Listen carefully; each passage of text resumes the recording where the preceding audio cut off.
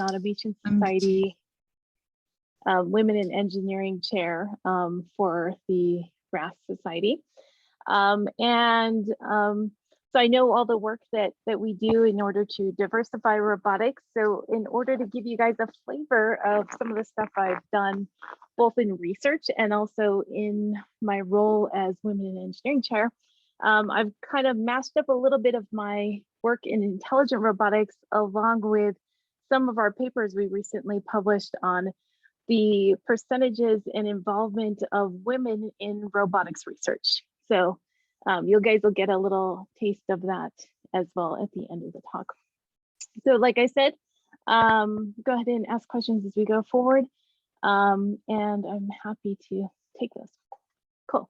And especially if you're confused, we don't want you guys confused. This should be a fun talk. Smart robots is always fun. Cool.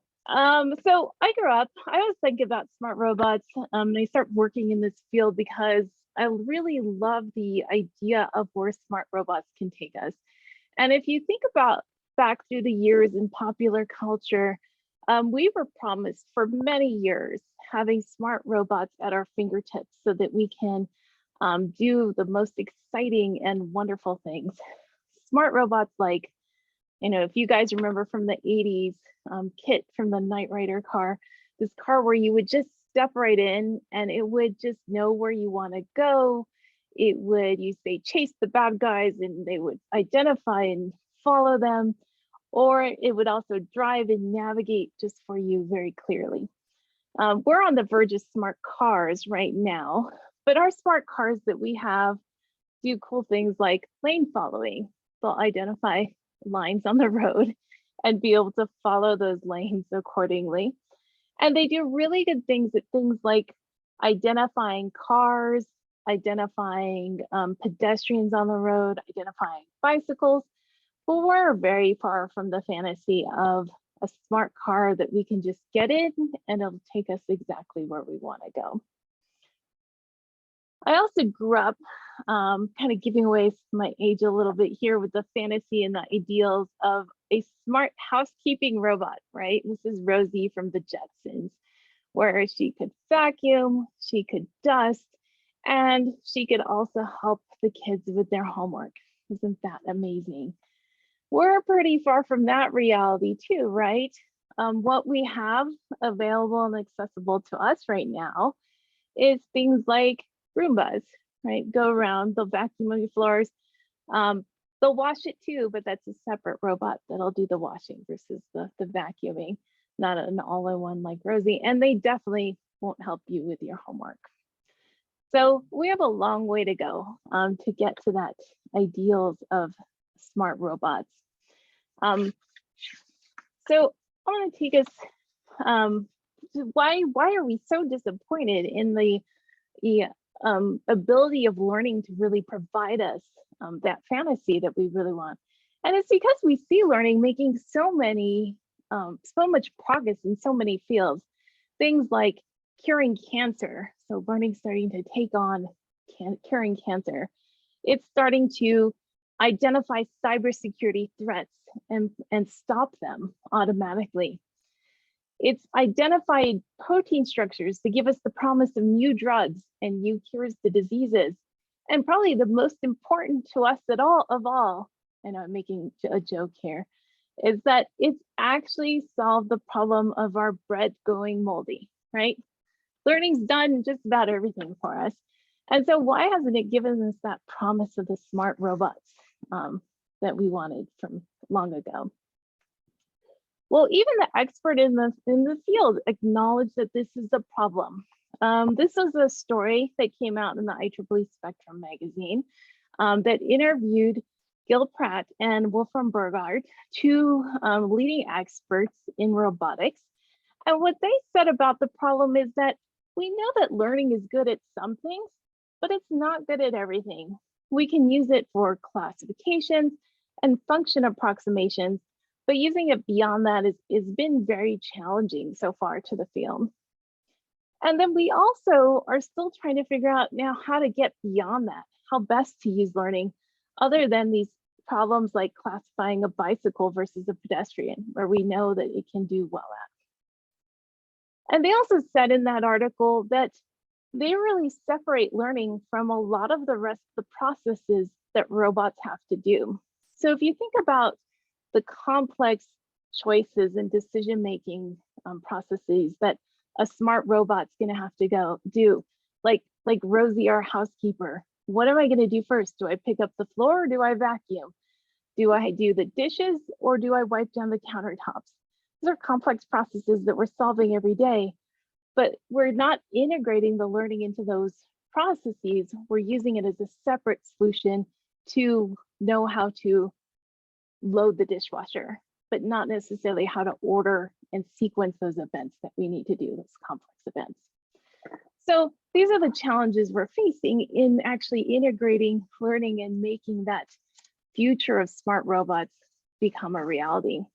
So I'm going to take you on one of the easiest problems that we can try to solve as roboticists today, looking at this problem of smart robots. And we're going to look at the problem of, here's the problem of how did the robot cross the road? I know, sounds kind of silly, right? It's an easy problem. You can think about how hard would it be for a robot to cross the road? We've done this type of problem before. If you've played video games at all, you've probably played a similar type of game. These days, it's crossy road. So trying to take your agent that you're controlling and either cross across a road of vehicles or cross logs, trying to not fall in the water, whichever it is, but they're pretty much the same thing. You don't want to get hit or fall in the water. If you're a little older, you may remember Frogger, same game, it's just different flavor, right? And we're trying to figure out how to cross that road with the vehicles or the river with the logs. Okay, so we took this problem and we wanted to solve and see if we can solve this problem. How hard was it for the robot to cross the road? We do it every day as humans. I know this is the wrong part of Central. I use it in my talks when I go outside of Albuquerque so people can see how busy Central is. It's downtown, not right across from campus. But every day I see students running across Central, jaywalking, and avoiding the buses and the cars, right? We do it all the time. So as humans, it seems pretty feasible to do it, but how challenging can this problem be? So we built a simulation, it's crossing road simulation, where you're trying to get from a start position, this S at the bottom, and go to the goal position, all while these vehicles are driving in these lanes and moving with probabilistic speeds. So we can solve this problem exactly, even though the vehicles are moving with probabilities, just by mapping out in future time where those vehicles will be. And then we can actually use an algorithm to solve how we would cross that road.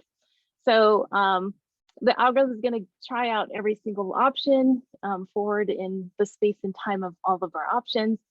And we're going to ask it, can we cross that road? I know the video kind of stops playing here at this point. And what you can see is that if I ask my algorithm to give me a safe path across that road that was just playing, the one we just saw, it can do that with a 0 probability of collision, 49% for the problem we were just looking at. But if we start accepting some probability of risk, we say to our algorithm, you can find a path with some probability risk. Maybe it's 1% or 5% or 10%. It actually gets a little bit more successful at finding a path across the road. You can imagine why this is possible, right? There's more options to choose from. It's just that some of those probabilities will, though some of those options will come and have some probability coming in contact with a car. And it's probably a very small probability, like a 1% or 5%, but it's still some probability of collision. So why, like this comes because it begs the question, so we're just crossing a road. How are we going to get our AI probability of risk is really acceptable for this problem? How much risk am I really able to accept? This is a really hard problem for an AI because they're just going to say, well, I'm just going to try to get you across the road with the best probability. But we're going to show you how we can take an AI solution and how we have taken and made an AI solution for this type of problem. So the method we use is called reinforcement learning, and it really starts out simple. It starts out with this environment that we're going to play with is just the blocks world. That robot can interact with those blocks. And then what it does is that robot can take an action. So the robot will take an action within that world and interact with that environment. And that action is going to change the state of that world. So now those blocks have changed because the state of the world has changed. And we tell that robot something about that action that they took, whether that action was good or bad. And that's what's called our reward. So the reward will reward good things that the robot does, and we'll tell the robot bad things that it does too, with a negative reward. And that robot keeps interacting with that environment, changing the state and getting feedback from rewards until it starts learning what behaviors are best to do. And I make this sound very simple, but if it's a really complex task, what it does is it actually learns all of that in a deep neural network. And this is a representation of what one of those deep neural networks might look like. And we can think of it as a very large system of equations, but it's going to solve and optimize to figure out what, given a particular state, what action should I do just from interacting in the world. Well, we looked at this blocks world, but we were talking about crossing the road. So if we're crossing the road, what we're rewarding is not getting hit by a car and getting across the street. It's pretty simple, right? That's all we want to, what's what we want our robot to automatically learn, what actions to take when I'm crossing that road and not getting hit and getting across. Okay, so if I learn this, set up the system, set up this reward, have the robot interact in the environment itself, it actually comes up with a solution that looks like this. So here in red, you have the robot agent moving towards the goal here in green. So this is the goal it's trying to move to. And it's got these sensor rays that are laser rangefinders. So they'll tell it about distance to an obstacle. So these blue things are obstacles moving in its field of sensors. And this agent learned by itself just through this experience how to get to the goal and not collide the red dot with any of the blue obstacles. So here we've got our agent moving, and it learns this task after many training cycles very successfully. I think this was like a 97% success rate for this particular agent. And it's pretty exciting. This problem seems to work really well. The learning solution seems to work really well and be very successful. So one thing about this problem we can do is look at how exactly did it learn that solution, and how does it compare with a formal solution for avoiding an obstacle? Because avoiding one moving obstacle, we can actually compute exactly and figure out how our learned solution compares with that exact computation. So here we've got our obstacle, and our obstacle's moving in a line, just like those ones we saw in the video a second ago. So the direction of the line is indicated by that arrow. And we can plot on that obstacle, or on that space around that obstacle, what is the probability of our robotic agent colliding with it.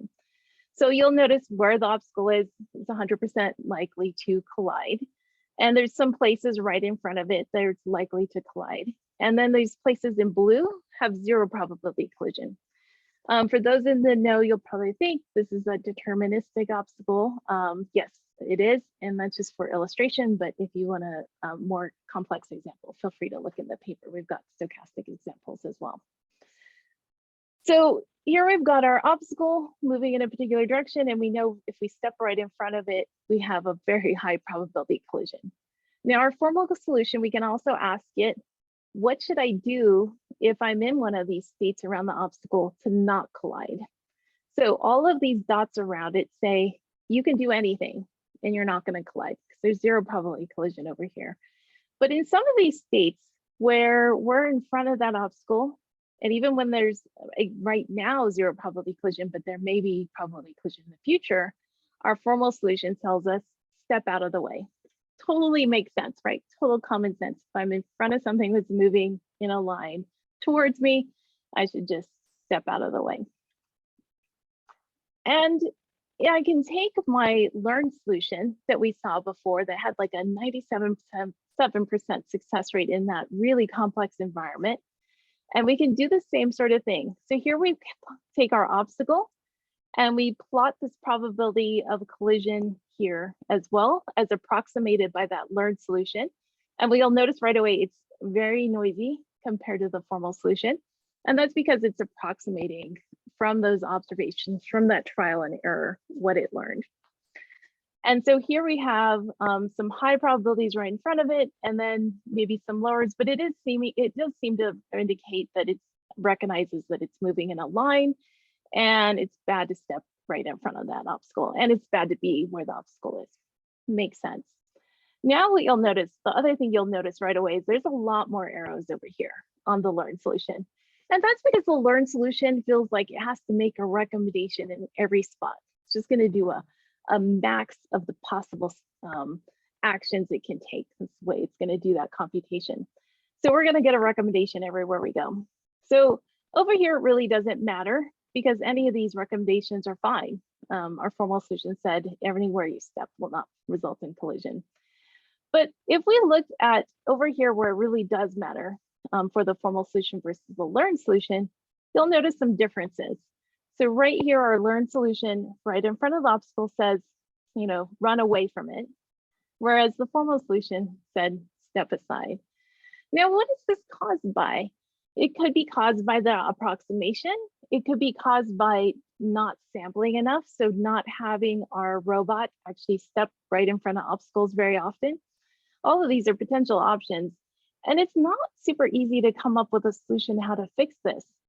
But probably most critical is if it's in a really sensitive thing that we are protecting by trying to avoid getting hit. Anything like this, even these small issues with the learning that doesn't match the optimal solution could cause a big problem if we're thinking about protecting something like lives in a car. So it's important to actually be able to understand what the learned solution is telling us. So one of the thoughts we had when seeing results like this is that maybe humans can actually help. Maybe humans can actually help make these decisions. And Carter's got a really good question in the chat about the magnitude for all the vectors the same. The step always the same distance. In these two examples, it's a magnitude of the step is always the same.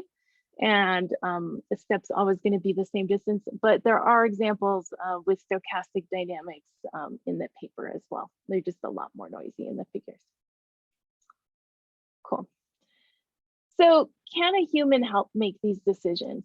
So in order to really get at that part of the question, we took our idea of avoiding moving obstacles and implemented it in a game. So here we've got Belinda, or our main character B, in the middle of the screen here. And she's moving between goals, these honeycombs, flowers and honeycombs, in order to get to a final goal and complete the level. And what you've got here is you've got the human able to interact with her and drive her. And that's what you see here in the red square. This is the human's finger where it was touching the screen to drive her. But if the human removes their finger, our main character is going to use an automation algorithm to drive itself to those goals and also avoid those obstacles. So this was an interesting case where we found we thought that maybe this a human intervention could make a difference. So here is a case where our main character is moving towards a goal, and at this position there's a wasp coming in, but we're also very close to the goal. And what we saw was different behaviors from the humans that participated in our human subject to see how they would collaborate with that automation. So I want to ask from everybody that's here, what would you do in this case? You've got two options. You could intervene at this point and try to drive her towards the goal or do something else. Or you could decide not to intervene and let the automation continue to drive. I know I'm putting you in a little unfair situation. At least our participants got to interact with it a little bit more. But what do you think you would do? You can put it in the chat if you guys want.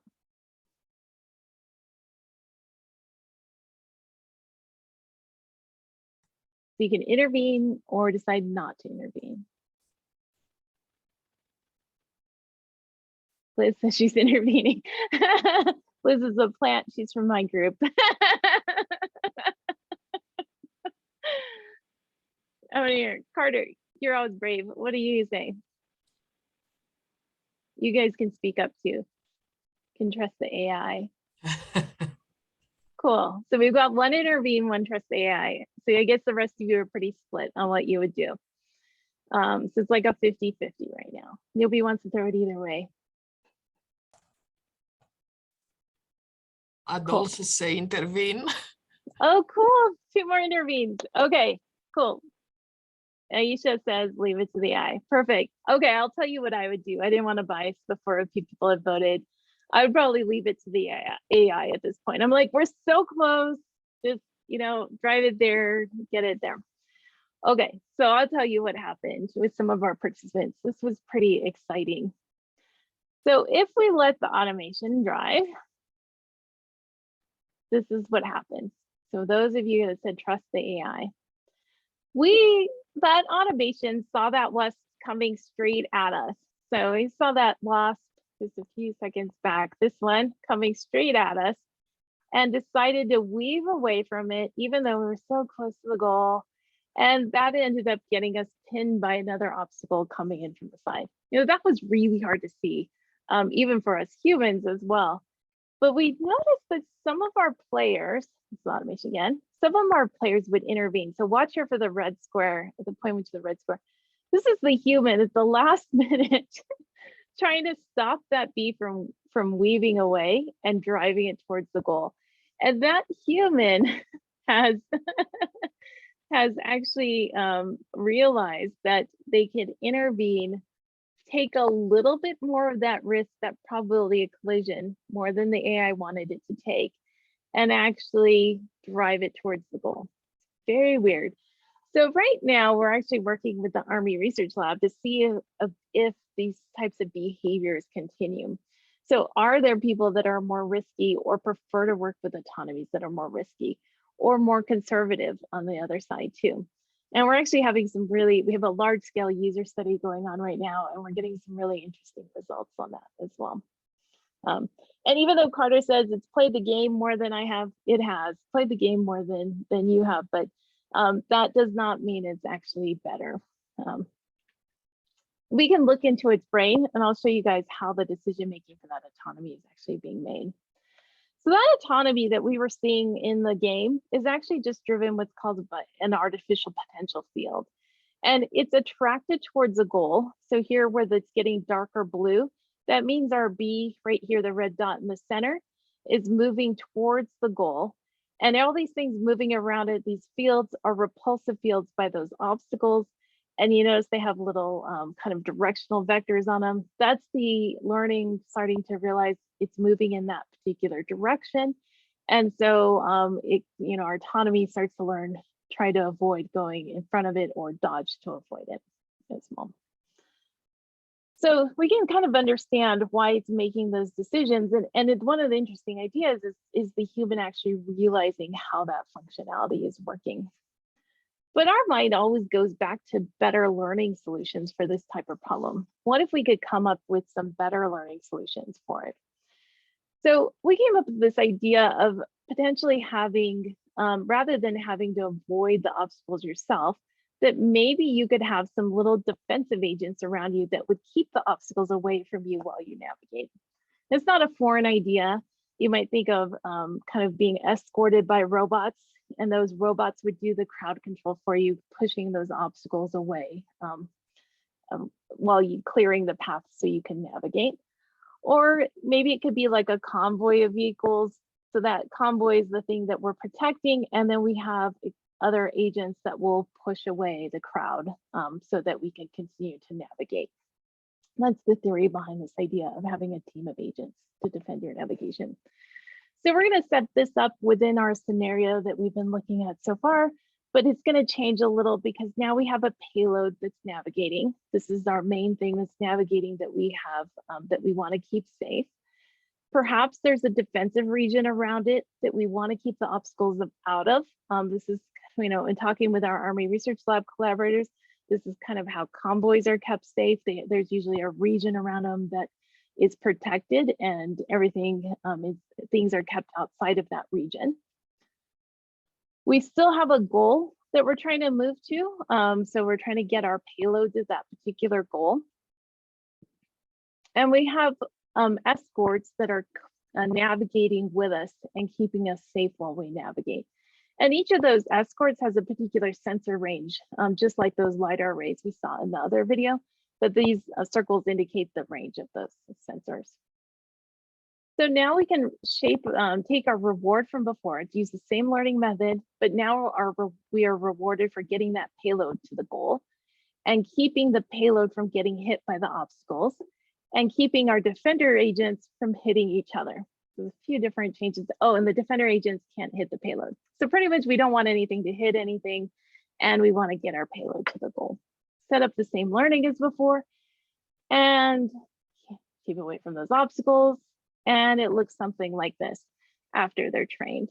So we train those agents. What you'll notice is pretty exciting. They learned automatically how to keep kind of space themselves around that payload to keep it safe. You'll see the payload, the payload's very clunky and can't move very agile. So it moves towards the goal, but the defensive agents are the things that are actually keeping it safe. And remember, just the circles that are the sensor range that they use, the defensive agents. Okay, so here's the problem and how it learned. And let's see what the learning can actually start to do for this in this particular problem. So one of the things that excited us from the learning in this problem is just from experience this a little bit during training, our agents learned to react if there was a loss or gain in agents. So during training, we took away agents or we added them in. And one of the exciting things was that it learned how to react appropriately when those agents were taken away or added. So you'll see when they're added or taken away, they space out appropriately for them. Another thing they actually automatically learned, oops, let me get this playing, was how to react to a transforming payload. So here we've got a payload that's changing shape. We took the easiest way to change the shape is just make it bigger and smaller. And since they're only using the rule, don't collide with the payload, they actually learn to space themselves out so that they don't collide with the payload even when it changes shape and size. That's pretty exciting. So they did that all on their own. We can look inside the brain of one of these agents that's trained. We'll call it look inside the brain, but we're just going to look at the model that it used to learn. And it looks something like this. It kind of looks like the picture we saw before. Now, in this case, red is a bad place that it doesn't want to be, and blue is a good place that an agent wants to be. So this is kind of like looking down on that problem we were just looking at. And on that space of that problem, we can color different regions of the space red and blue, bad or good. What you'll see is here's our red and blue from before. Here is a nice blue region where it says it wants to be. And the reason it wants to be there, because right here in the center is that payload. That's the payload position. So it's not that we tell it the payload's there, just from observation, it can see that's where the payload is. And here, this circle indicates the location of that cordon or region that it's trying to keep safe as well. Again, we don't tell exactly explicitly where that region is, just that if things get too close to the payload, it's punished or gets a negative reward, I guess is a better term for it. And here, these white circles are the positions of the other defensive agents. So this is one defensive agent and the other one is here. And what you'll notice right away is that it starts to recognize that cordon region, even if we didn't tell it exactly what the region was it was trying to keep safe. So right in there, it's very dark blue. which means it would really like to place itself, this new agent would like to place itself near the payload within this region. And the darkest blue was actually right over here, kind of equidistant from these other two defensive agents that are placed. Here we've got an obstacle, and what it learns is don't move behind an obstacle. So this is why it's red right here, or in the direction it's moving. So that will push that obstacle into the payload protective region. But we can move in front of it to try to keep it out of that protective region. That's a good place to be. So it's pretty exciting. Automatically we see, if we look inside the learned model of this, that we see that it's learned the regions to keep it safe. It learns how to space out those defensive agents, and it learns where to move to intercept those obstacles. But one of the problems we still have in learning, that we still had from the beginning, is that while we can do really well at this crossing the road problem, we can cross one little road, it's really hard for us to use learning to make these long range decisions on what we should be doing. So one of the things we've looked at with Google Brain was actually how to make these longer range decisions. And here we've got their fetch robot navigating in one of the hallways at Google Brain. You'll notice it's super crowded. These hallways are very long, spanning very large floors. And it's using these smart algorithms in order to navigate. I know you see it like jolting back and forth a lot. That's because it has very low quality sensors that it's using to navigate. And those low quality sensors are actually driving how the actions are selected. And so it can be very noisy as well. So that drives that idea of now, how do we use those small solutions to cross the road into larger range solutions so we can have these smart robots? So here's an image of one of those floors at Google. And it looks crazy. This is actually what they do. It's a very crowded floor. It's hard to navigate around. And not only do we have all the desks and chairs and everything going on in there, we've got people navigating the hallways. So one way we may actually navigate this type of floor would be to take our robot and try to move it from one place to another. And we'd say, these are kind of like intersections where we know our robot can be safe and can transition and can be for one of those transitions. And then we would just normally ask our learning and say, can you use the learning to navigate between those intersections? Just like asking it to cross the road multiple times. And it can do it pretty successfully most of the time, but there might be cases where it just can't, and it would get stuck while navigating.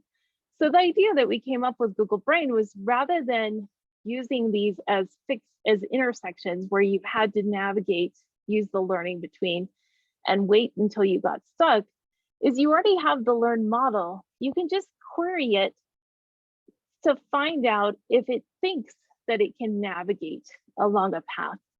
Well, the problem is, you remember those sensors, they're super noisy, and it's really hard for it to know if it can actually navigate it unless we repeat it multiple times. So we can ask multiple times, can you navigate that pathway? And we see for this particular route, yeah, most of the time they're red, which means for this particular instance, we can navigate it. Maybe there's one that's problematic. There's one yellow there, trial. Then we keep asking that. We try them multiple times. There's a lot of places where we can navigate, other places where we can't, where we're predicting whether or not we can or can't navigate. And using this prediction, we can actually find out maybe where we can't navigate. And it allows us, by integrating the learning directly into this solution that we're coming up with, to find a route of this long range route where we can navigate. Kind of cool. So this idea, pretty simple, very hard to execute. Actually won us the best paper award at the Top Robotics conference. That was exciting for us. But it sounds very simple. Take the learning and put it directly into the planning, which is one of the problems we really have. So the question is, where do we go from here? There's a lot we can do with learning, and we've looked at a lot of different ways we can use learning to make smart robotics. Learning is very transferable. We can take something like these 4 robot arms that look very different and distinct, but they have similar structure. They all have 7 joints. Those joints are different types, they're in different locations, but they're all manipulator arms that can, function in a similar fashion. And what we can do is we can learn for one of these arms, and we can take what we learned and transfer it to another robotic arm and take that solution, and we share the knowledge that we learned from one robotic system to another one. So we have a recent paper on this. It's pretty fun to see how different models can transfer from one to another. And we actually started to quantify what makes one transfer versus another. There's other more fun things you can do. So we can take that defender team idea and we can flip it. So rather than pushing the obstacles away, we can start pushing the obstacles. So we push them into the payload. It's kind of the idea of this. And this problem actually turns into a problem of shepherding, where we've got sheep here. These are sheep in the little white, and you've got dogs here, the two blue dogs, robotic dogs, and they're learning to push the sheep into the payload region and shepherd them in there. I know they look like Pomeranians. I know it's kind of weird, robotic Pomeranians, but it's kind of cute. It was just dots and circles like before, but we tried to make them look more realistic. And we also have looked at things like the same interception problem. So learning how to intercept something can also turn into something like a game of baseball. So you have a robotic arm, this high dimensional manipulator, and it's going to use the stick to intercept. I know this rubber duck kind of doesn't make sense, but it was the model that came in the learn system. And the question here didn't become, can we actually intercept it? Because we knew we could, right? We've followed these different solutions where learning can do the interception. But the problem becomes, what learning representation do we need for that model so that our robot can best learn? So there's a lot of questions that are still left. There's so much more we can explore, not just different problems, but different ways to understand the safety and the quality of the learned solutions for them. Okay, I'm going to pivot gears a little bit here. Feel free to ask questions. I love that you guys have been asking a few while we're going through. But I want to show you a little bit of our women in engineering stuff, since we're here with the Women in Engineering group. So I got the pleasure of serving as the Robotics and Automation Society Women in Engineering Chair for several years. I just stepped down in the last few months in transition to my new role as chair of the department. I knew it was going to be a lot of work, so I started prepping for that as well. One of the things we got to do is just last year, before I stepped down, we got to publish a retrospective that looked at gender diversity in robotics conferences across conference leadership. And you're probably thinking, why conference leadership versus participating in the conferences? Conference leadership is actually tallyable. It's hard to actually use the records of conference attendees because there's thousands of people that go to the conferences every year, probably tens of thousands if we look across all the conferences we looked at for this retrospective. Because we went back 17 years. So we looked at conference leadership roles for 17 years from 2002 to 2018 across all the Robotics and Automation Society sponsored conferences. So there were 10 fully sponsored conferences by our society. And there's one partially supported conference that we looked at as well. There were additional ones that are partially supported, but this is actually the largest in that group, partially supported group. So you can imagine it was a lot of data, a lot of tallying. We looked at different roles, and I'll explain what the roles are in a little bit, but just to give you an idea of how women are involved in those robotics conferences. From 2002 to 2005, only 4% of the conference leadership roles were held by women. Like really sad, right? You got some numbers on there too, across all of those robotics conferences. And since 2015 to 2018, we've seen an increase. This is exciting. So 20% of the conference leadership and honored speaking roles have gone to women in those years. And in the middle, something in between is starting to grow, like in the middle. But we've seen kind of more growth in the more recent years. So there are some impacts on why these numbers are large and small. One of the things we looked at was the role of the location of the conference and that's effect on the involvement of women in these leadership roles. So we have the Americas, the Europe and the Middle East, Asia, and across the entire world. So across all roles, what you'll notice is that the Americas has the largest involvement of women, as you kind of expect. But Asia has a very small involvement of women in these leadership roles, like 6% compared to 17% in the Americas. We can look at the various roles. So general chair is like the highest role across the conferences. This is the person chairing the entire conference. And you see these numbers reflected, also these ratios reflected in the appointments of general chair. But you also see it in terms of program chair, and program chair is the person that puts together what papers are going to be presented, what talks are going to be given. And so that program chair also sees that disparity across conference locations. And then you see that also reflected in the honored speaking roles. So this is a distinguished speaker or a plenary speaker. They're called different things at different conferences. But you think of it as an invited speaker to speak at that conference. And we see that representation or that disparate representation of women as well.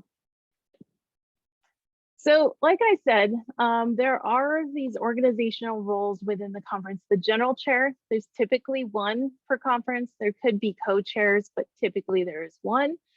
Same thing with the program chair. The general chair typically works closely with the program chair to select who's going to be the program chair for that particular conference. And so that program chair, there's typically one per conference per year as well. And then the program chair actually has direct effect on the selection of plenary and keynote speakers, which typically at any conference, there can be quite a few. So one thing we looked at is this relationship between roles in this conference organization. So here we've got a plot over all of those years from 2002 to 2018. The percentage of women in each of these roles. So here you'll notice right away, this plot reflects what we already saw before, that in recent years, we saw this increase to 20% across all roles. And down here, we had that 4% or pretty bad representation of women in these leadership roles. Here you'll see these peaks here in the middle. But don't be deceived by these peaks in general chair. Remember, there's only one of those per conference per year. So while there were higher numbers in some years, it was very not captured in the percentage of women because there's so few of those compared to other roles. Okay, so here's some of the striking things that we saw is that in some years, there was a high correlation between these roles. But you can see this correlation in effect by looking at some of the years when things are really bad. When there were no women program chairs, there were also no women plenary speakers, right? So this selection of program chair actually has a pretty large effect on who gets invited to speak. And here in years when we have a lot of women being program chair, you actually have more women being invited to be plenary speaker in these years too. So not surprising because program chair picks the plenary speakers, but thinking about diversity also seems to impact at a higher level, seems to impact diversity at lower levels as well. And then the other thing you'll probably notice is this large increase from 2012 until more recent years, where the involvement of women seems to be growing. And this was pretty surprising to us in doing the study, that it's just increased so rapidly over the recent years. So one thing we got to look at was what caused this effect. And while it's not in this article that I'm talking about today, we actually did publish a follow-on. And that we saw that in 2012, the Robotics and Automation Society started talking about gender diversity in conference leadership. This is when the subject started coming up. And it accumulated into a 2015 all-led women's robotics conference. So one of the flagship conference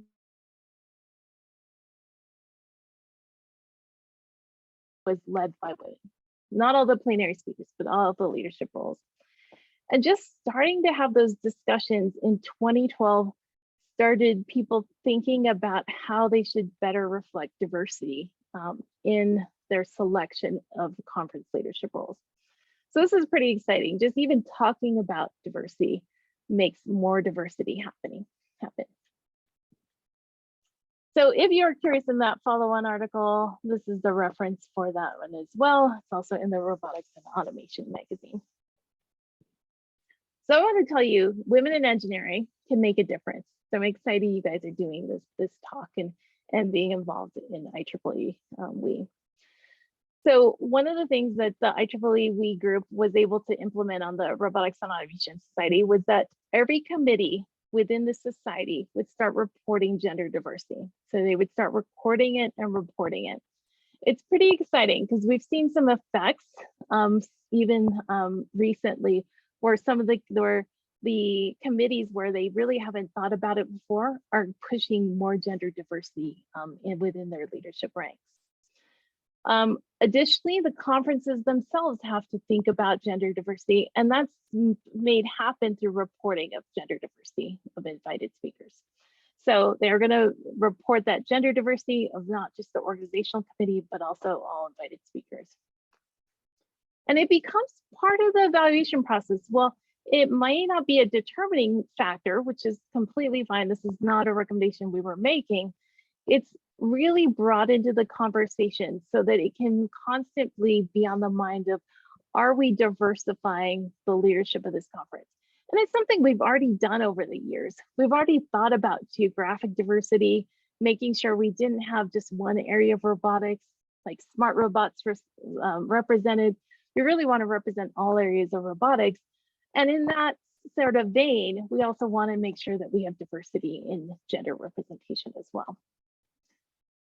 And this also initiates the talk on how do we actually continue to grow the pool of women so that we can continue to build diverse representation in the robotics community.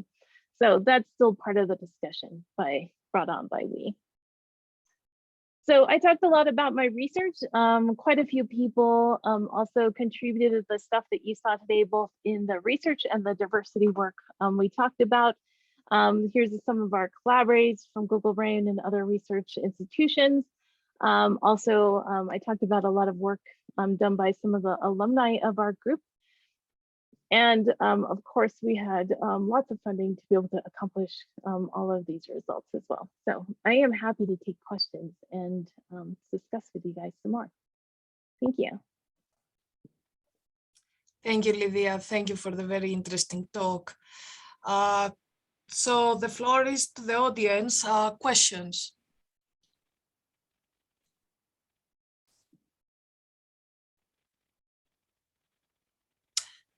Okay, I will break the ice.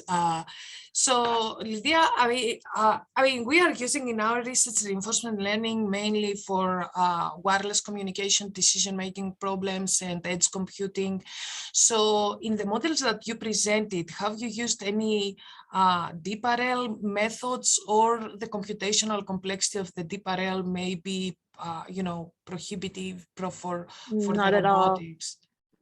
Yeah, so everything I showed is DeepRL. It's all got a neural network underlying. There's no way these problems could be solved without DeepRL. We do have one of the fastest GPU machines here on campus. We have, I think it is the fastest GPU machine here on campus, here in CS. like hosted here in CS. It's a collaboration with ECE as well. And we also have CS itself has one of these similar machines, it's just slightly less fast than the other one. So we do have some of the highest end GPU processing here in CS. We also have collaborators at Lawrence Livermore National Lab, where we do some of also additional processing, and we have we've had access over the years to Google Brain resources too. So Google resources really, that's why that one problem where I said it's a very simple idea. I'm gonna take off my slide actually, unless you guys have questions. It's a really simple idea, but it's actually really hard to implement. It took about a month of processing power on like several, it was pretty much a week of Google machine time, but it was like, if it would have been a regular computer, it would have been like a month of processing to solve that problem. So yeah, no, I totally agree. We do get around that in lots of different ways. We find ways of simplifying the representation, either the state representation or the action representation, so we can solve it with DeepRL.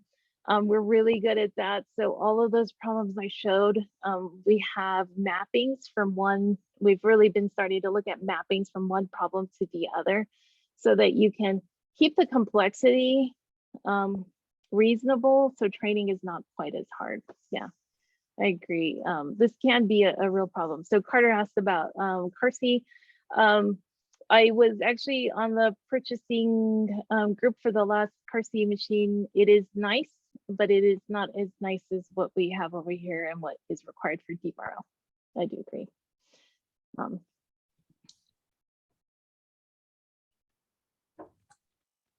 We have GPUs on all of our desktops as well. So we do some of the training on the desktops, but usually if we try to train on the desktops, it'll take like a few weeks. Whereas on the computer here, it's probably like a day or so for some of these systems. And then the really hard ones, we just farm them out. Thank you so much for your answer. Before we end our talk, I'd like to ask if there's any other question from our audiences. It was a very amazing talk. I found it very interesting, like knowing that our future is literally going to be shaped by smart robots. So this was really needed. This talk was really needed. I'm glad. Yeah, it's exciting, but a little scary. So these things like these discrepancies in the learning compared to the formal solutions really had a surprise, because that success rate's high. Like if you get a 97, 98, 99% success rate in the learning, you think it's learned that problem like 100, like, maybe there's like one state that's a little bit wrong, but it's really weird for it to learn in some states, like to run away versus step out of the way. One of the things we've looked at here is to actually how to enhance the learning to maybe target certain regions. But you know what happens when you have DeepRL? So that algorithm I showed you with the neural network and the reinforcement learning outer loop, as soon as you start targeting things you think is wrong with the solution, it forgets everything it already learned so far. Underneath is probably like, so you can't just be not careful when you try to enhance the learning as well. So all this stuff is like this delicate balance and super complex, and it's hard to know, what the solution is. Okay, thank you so much for today's talk. I think there is no more questions from our audience. Everyone is silent, and we have a clap from Carter for today's talk. It was an amazing talk. I do agree with that. So yeah, we will be getting it. Yes, another clap from our chair, Kandakar Nusrat. Kandakar Nusrat, would you like to take the lead before we end our talk today? No, I'm good. Yeah, just go ahead. Thank you. Good job. Okay, then. Thank you so much, everyone, for participating. We will be uploading the recording of the talk in our YouTube channel, so that if anyone would like to go through it again, you can definitely go through it once again. And that will be it for today. I would like to thank everyone once again for joining, and hopefully I will see you all in our next talk. Thank you. Thank Thank you, you. Lydia, for taking the time. Yeah, Thank I'm glad you. I could. Thank you so much, Professor. Have a very good evening. Thanks, you too. Bye. Bye-bye. Bye-bye.